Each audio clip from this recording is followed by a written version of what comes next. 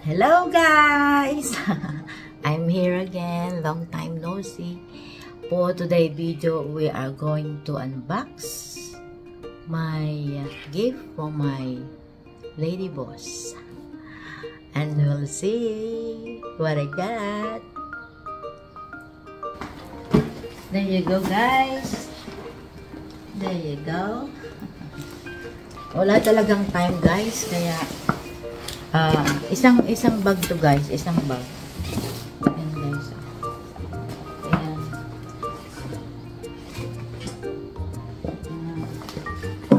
And of course, ito talagang problema ko guys, yung aking ano. Ayan guys, oh. From Marilyn to Marilyn. Okay. Oh, look at this. I have a nice 3 liter watering can. Ayan. Magagamit ko sa pag-garden ko guys. Ang ganda ng color niya. My favorite color. Ang ganda.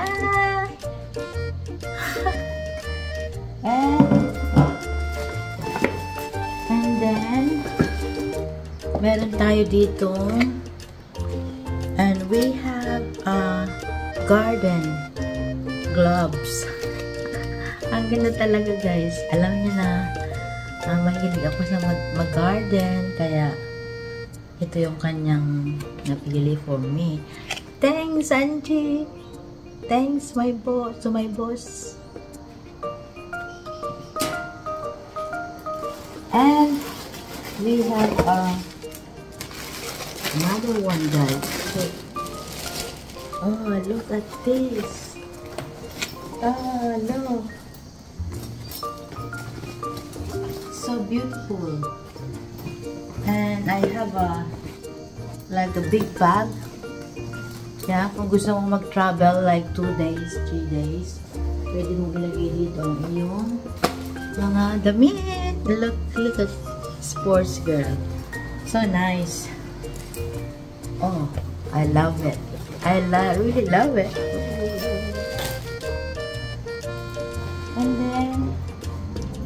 And then we have, look at this. Ayan, sweet candy. Nice, look. Very nice. I like it. Yeah, I like candies.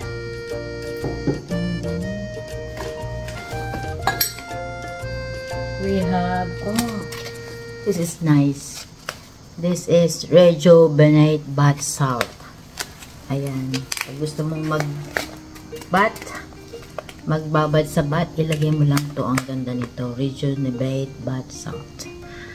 Ang dami guys. And then meron pa tayo ditong, oh, ayan guys. So look. Very nice. Ay, I love it. Thank you, Angie. Ayan. Ang dami guys, ang dami. Oh, meron pa tayong double cleansing brush. Look. Oh, nice. I like this guys. Actually, pupunta ako sa work ngayon. Oh, shit. Sorry. Nagmadali lang ako na i-ano to. Oh, this is the one I like before. Angie, thank you very much. Yay. Ang ganda nito guys. Yan. Nadidisturb ko sa kapitbahay ang ingay. Ayan guys, ang ganda! Ayan. Meron pa dito guys na may pangtanim. Look. I'm so really blessed guys because I have a very humble and very kind employer, boss. Hello Angie and Kang, I love you guys. Ayan. Meron pa tayong mga pangtanim guys. Oh, look. Ang galing guys. Ayan, meron pa sunflower. Sunflower, wow. Ang tagal ko na itong na-receive guys. Mga 1 week ago na. Kaya lang ngayon ko lang talaga siya na-open. Kasi nga, busy guys. Ayan. Ayan guys, so nice. Meron pa dito guys na eye patches. Look. Pampa-beauty. Ayan. Sport girl. Nice brand, guys. The sport girl. Oh, nice. Ang dami, guys. Look, isang puno talaga, guys. And, ang dami ko. Ako yung pinakamarami nakuha na regalo, guys. Ayan. Ay! Look! Look, guys. Oh my ear. Look. Oh, Angie. I really like it. It's really nice. Actually, ngayon, nagtataka siguro si Angie, yung amo kong babae, na bakit wala pa akong reaction sa aking mga gift sa kanya. Kaya, yun. Ito na, open ko na, guys. Ang dami, guys. Look, ang dami talaga. Oh my God! At meron pa siyang letter, love letter. Look at this, guys. Maiiyak na ako dito, guys. Ayan. Talaga na, Angie. Oh, nag-effort pa talaga siya, guys, mag-paint. Ayan na. Oh. Oh my God. Nakakaiyak naman itong ginawa ni Angie na to. Napakabait talaga niya, guys. Siya yung, actually yung boss ko is New Zealand. From New Zealand. Mga Kiwi sila, guys. Mababait sila, guys. Sobra. Very humble sila. At ititreat ka talaga as like a family, not a worker, you know. Wala talaga akong masabi. At ito meron pa siyang love letter. May letter pa siya. Ayan ang letter niya, guys. Marilyn. Try to draw you a bird. Failed. Ha ha ha ha ha. Talaga nag-effort pa siya, guys, na mag-drawing. Thanks for being part of our family. Love you, Angie and Kan. Oh my God. Love you too, Angie and Kan. Sobrang bait talaga nila, guys. Kahit nag-struggle akong mag-work sa kanila, mahirap kasi nga yung health ko, guys, masakit yung kamay ko, kasi all around yung work ko doon, mag-serve ng food,